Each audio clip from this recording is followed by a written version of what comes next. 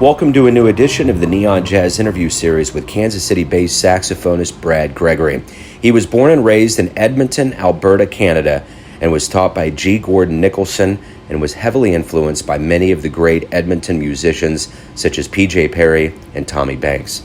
He went on to the University of North Texas and was a member of the famed 1 O'Clock Lab Band. Then it was on to the Houston Jazz Orchestra, working in New York City as a professional musician, and then he began a full-time career in the plastics industry and relocated his family to Kansas City.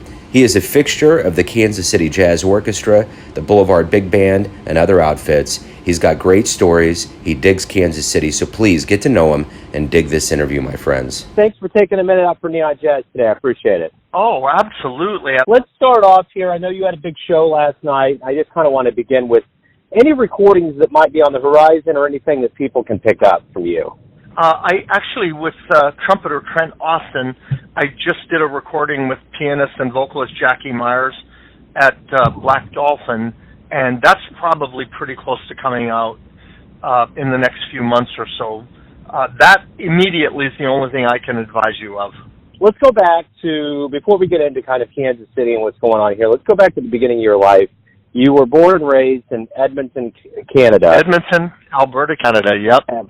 And so talk to me a little bit about your childhood and how you got into jazz.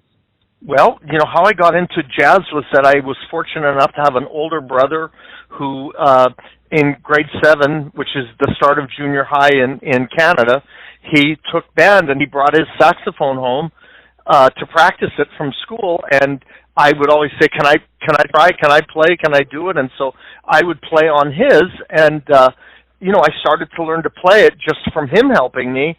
And then before I even got to grade 7, my parents bought me a saxophone. So my brother played tenor and I played alto, and so I was learning it at school. And then as I progressed, I started to play in a community concert band, and then they had what they called a stage band. And so that's where I started playing, and that's where I started meeting people and kind of developing. So that's kind of how it began for me. So what about jazz music, albums you were listening to in the beginning? Wow, I was very, very fortunate as a young man. There was a society called the Edmonton Jazz Society, and so not only did we have a lot of really well-known Canadian artists that played in Edmonton, some of which were from Edmonton, and in particular I'm thinking of P.J. Perry, who's won numerous Junos, a tremendous saxophonist from Edmonton who played in Toronto and Vancouver and all over Canada, really. So I got to hear him a lot as a young man, but I also got to hear Phil Woods, I got to hear Woody Shaw, I got to hear Hadley Calaman, I mean, the list goes on and on, Gary Bartz. They would bring in these great jazz musicians from New York and all over, and the West Coast that would play. Julian Priester. I'm just trying to think of some of the other amazing musicians that I got to hear as a kid, and so I fell in love with jazz, and that to me was one of the greatest things, was just the opportunity to be able to go as a young musician and hear the best professionals in the world. Did you always want to be a musician? Was that the thing that was going to happen for you? Yeah, I think I always wanted to be a musician. I kind of decided versus other alternatives that that's what I would do. My teacher in Edmonton was a Berkeley grad, and in those days I said, well, where should I go to school? And he said, well, you know, the two schools in those days were Berkeley School of Music in Boston and North Texas in Denton, Texas. And being that I had to pay my own way, I went the cheaper school, which was North Texas, and certainly never regretted that. While you were there, you were part of the very famous and well-known 1 O'Clock Lab Band. That had to be a great honor. Mm-hmm. You know, it was great. It was kind of a little overwhelming because I was in the 2 O'Clock Band as a freshman, and that was overwhelming. And then being in the 1 O'Clock as a sophomore was not common. Most of my peers were grad students and older people, so it was kind of a reach on a social level for me to be able to hang out with these older, cooler guys than you know what my age was. That's for sure. So you made your way to the Houston Jazz Orchestra. What was that experience like? Well, that was really fun. At the time, my ex-wife was considering going to chiropractic school, And so we moved down to Houston to establish residency, just so the school would be a lot cheaper. And we moved there from living in New Jersey. It was just really fun, and some of the memorable experiences were certainly getting to play with Dennis Dotson, incredible trumpet player, had been with Woody Herman and done many, many different things. So he was great, and Houston was loaded with a lot of great musicians. So that was a lot of fun. Now, it was nothing like the Kansas City Jazz Orchestra, where it was, a society or a non-profit run organization. The Houston Jazz Orchestra was more just a band of all the best guys in Houston. It was a lot of fun. Yeah, absolutely. You also were in New York City as a professional jazz musician. What was that whole period like? Man, well, that's very scary. Needless to say, when you're in New York City, you're dealing with the best players anywhere, and everybody there was good. So the quality of the musicianship was really great, and it just was something that it was what I needed to do to really realize that maybe wasn't for me. Being a musician wasn't the avenue I was going to take. I was a Canadian citizen in the beginning, so I really couldn't, quote unquote, work. So going with Stan Kenton or Woody Herman or any of those things would not have been an option for me because I wasn't legal to work. So it was just kind of playing a lot of things. I had my own group there, really fun four-horn group, because arranging has always been one of my fun hobbies to do. And so it was just really fun to meet and play with great musicians. And, of course, you could go to Sweet Basil at the time, 7th Avenue South, the Vanguard. There were so many incredible jazz clubs there in the early 80s, so it was a lot of fun. You get a full-time gig here in Kansas City in the plastics industry and relocated here. Yes.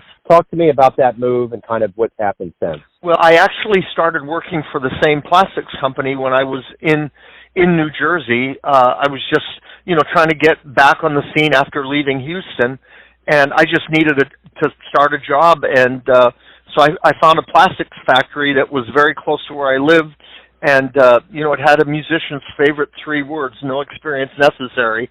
So I started working in the plant, and after a while, I worked my way up. I became a supervisor, and then ultimately, after several years, I became a plant manager, and the company moved me back to Dallas, which was in general where I went to college. So that was a lot of fun. And my second wife is from Kansas City, and so after a certain period of time, I had an opportunity where we could move here, and her parents are here, so we moved from Kansas City to Kansas City, and I've continued to work for the same company ever since. I think it'll be 39 years in this summer. So I've continued to do that, but the beauty of Kansas City was all the great opportunity to play. Even though I have a full-time job, I'm one of many guys that do that. And speaking of being in Kansas City and having gigs, you're a part of the Kansas City Jazz Orchestra. You had your big holiday show last night, and you're also a part of other outfits like the Brad Gregory Sextet. The Boulevard Big Band. You're just give me an idea of what you're doing and how all that's parlaying out for you. Well, it's just been an interesting, since I got here in 2002, I arrived on a Saturday, and I played in Jack Taylor's new vintage big band at a rehearsal the very next day. So it just seems like I moved to Kansas City, and there have just been a myriad of opportunities to play. Well, I played with Jack Taylor's band at a concert at Unity on the Plaza, and there were 2 bands playing that day. The other band was Mike McGraw's Boulevard Big Band, and Mike heard me, and I then started playing with Boulevard Big Band, and that's a band I've played with since 2002. And so, from there I just kept playing and doing a few other things, and I was really trying to lay low because I really didn't, with working full-time and with other things, I really didn't want to fill up my schedule with working music any more than was manageable. But an opportunity came up to play with the Kansas City Jazz Orchestra, and that was something I really wanted to do, number one, because I could get to know Kerry Strader, number two, because I really liked Jim Mayer, and he was the director of the band, and Dave Shale, who's my best friend, was the lead alto player, and it was just like a lot of things that made sense for me to want to get involved with that band. So I started playing in that band. I still was trying to keep out of the scene as much as possible, simply because I just, when you're working full time, I value my free time and my margins. But I had a very good friend who lived here in Kansas City that was a college classmate of mine, a bassist named Bob Bowman. And we had always talked about, yeah, Bob, when I retire, we're going to play. We're going to play. When I retire, we'll do this. And after the loss of his wife, Sandra, Bob kind of sat me down and really said, you don't know about tomorrow. You don't know what it is. You need to start playing. And so he did a couple of things that were really fun. We created this University of North Texas reunion band with another classmate of mine, trumpeter Mike Steinell, who was a professor at North Texas at the time and a classmate of mine, and he was from the Marion, Kansas, and so he would be in the area on Thanksgiving, and so we started to play, and I would write a few charts, put a few things together so we would have music to do, and that was really what led to the birth of Brad Gregory Sextet. I started writing music for Three Horns, and we began playing at Westport Coffee House once a month, something that we've been doing now for several years, and so that really kind of led to the birth of that group.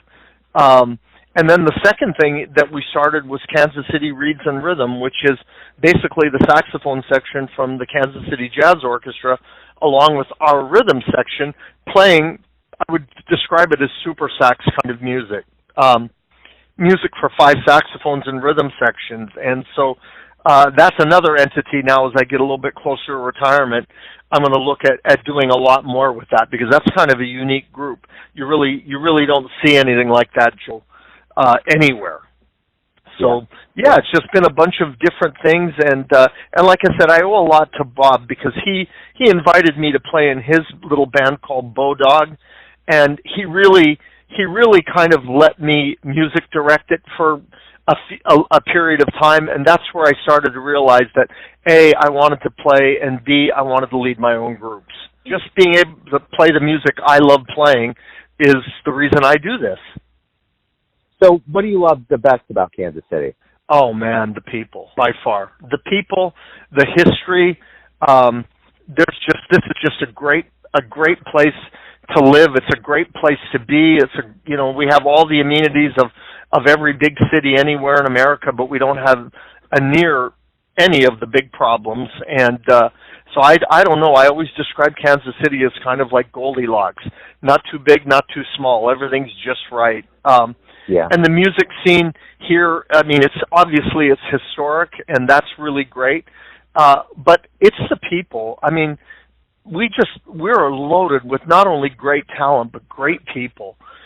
People here don't seem to have that competitiveness that I want to call it cutthroat, because that's maybe a little too much, but simply that people here are each other's biggest fans. I mean, I never thought I would say my best friends are saxophone players, because that's, you could say, well, that's your competition. But that's one of the things that makes the Kansas City Jazz Orchestra great. Not only are they good musicians, they're like family. And traveling to Europe a couple of years ago, I think, was really a bonding kind of thing for that group, where just the close personal ties, the relationships they have, it really makes it a much, much better experience. And I mean, I think that the word is obviously getting out, because, I mean, we have some world-class people that have moved here. I mean, David Valdez, Chuck McKinnon, Brandon Wilkins, Adam Larson. I mean, this is like a superstar. These guys are amazing, and they've chosen Kansas City as where they want to be, and I think that that's just making this scene even better. And if I've missed people like Trent Austin and a few other people like that, my apologies. But, I mean, that's the level of people that are moving here. So everything's going to come down to this. Everyone has their version or perception of you, your family, your friends, your fans. Yeah. But you know yourself best. Who do you think you are? Wow. I think I serve a certain role. I think I'm an influencer for the positive. I am, by my very nature, an encourager. by my very nature, I'm a relationship kind of extroverted person, and so I just think that's kind of my role. Maybe it's to influence for the positive. Maybe it's building relationships, helping promote the scene. I mean, I'm not from here, but this is where I want to be. It's where I love being and where I never want to leave. So I don't know if that's a role, Joe, but that's how I would describe myself. I like it. That's a triumphant way to wrap everything up. Brad, thanks for taking time out. Thanks for what you do for Kansas City Jazz. I've always enjoyed you live. So, again, thank you, and I appreciate it. Hey, you have a great day, Joe, and thanks again. Thanks for listening and tuning in to another Neon Jazz interview, where we give you a bit of insight into the finest cats in Edmonton, New York City, Kansas City, and spots all over the globe, giving fans all that jazz. And thanks to Brad for his time, music, and his stories. If you want to hear more interviews, go to Famous Interviews with Joe Domino on the iTunes Store. Visit neonjazz at youtube.com. And for everything Neon Jazz all the time, go to the neonjazz.blogspot.com. Until next time, enjoy the jazz, my friends.